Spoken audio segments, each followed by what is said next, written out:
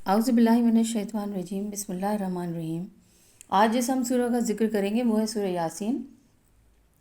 قرآن کا دل سورہ یاسین ہے اور بے پناہ فضائل کی حامل ہے۔ یہ ایک عظمت والی صورت ہے اور انسان کی شفاعت کا ذریعہ بھی ہے۔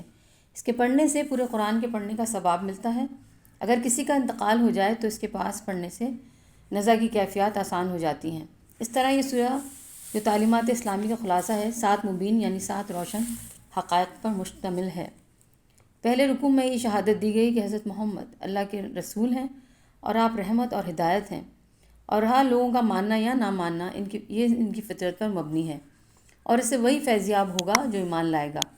اللہ کے سب بندے اس کی نظر میں برابر ہیں اور وہ ان کے اعمال سے آگاہ ہے۔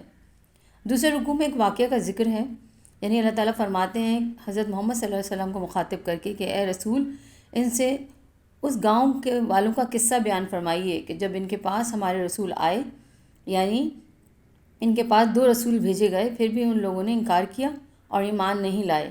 پھر اللہ نے تیسرے رسول کو بھیجا، اور اس وقت جب یہ منکرین ان پیغمبروں کو جھٹلا رہے تھے، ایک مرد مومن جس کو احادیث میں حبیب کہا گیا ہے آیا اور ان کی رسالت کی شہادت دی اور کہا کہ ان کی پیروی کرو، یہ سیدھی راہ پر ہیں۔ جیسے ایک آیت میں ہے انی آمنتو بربکم فاسمعون، اور اس نے کہا کہ میں اعلان کہتا ہوں کہ میں تو تمہارے رب پروردگار پر ایمان لایا، لہٰذا اسے سب سن لو۔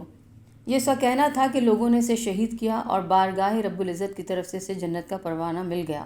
حکم ہوا کہ جاؤ بہشت میں داخل ہو جاؤ، یعنی جنت پر نظر پڑی تو بولا کہ کاش میری قوم کو معلوم ہو جائے کہ مجھے اپنے ایمان لانے کا کیا حسین بدلہ ملا، کہ میرے رب نے مجھے بخش بھی دیا اور مجھے عزت والوں میں شامل فرمایا۔ مومن زندگی میں بھی لوگوں کا خیر خواہ ہوتا ہے اور اپنے رب کے پاس پہنچ کر اس کی خیر خواہی اور بڑھ جاتی ہے۔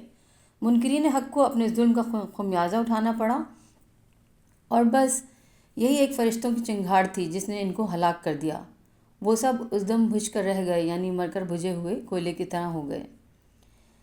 کیا ان لوگوں نے نہیں دیکھا، اللہ تعالیٰ آخری اس کے بعد والی آیت میں فرماتے ہیں، کیا ان لوگوں نے نہیں دیکھا کہ ان سے قبل ہم کتنی منکرین حق کو کی جماعتوں کو نیست و نابود کر چکے ہیں، اور اب وہ ان کے پاس لوٹ کر نہیں آئیں گے، اور یہ لوگ بھی بچ نہ جائیں گے، یہ سب کے سب ہمارے سامنے حاضر کیے جائیں گے۔ یعنی انسان زندگی میں جو بھی عمل کرتا ہے، آخرت میں اس کا اللہ کے سامنے حاضر ہونا ہے اور ہر چیز کا سامنے آ جائے گی۔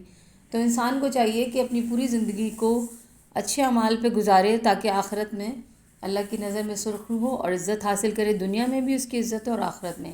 آج کے لیے بس اتنا ہی۔ السلام علیکم، جزاک اللہ۔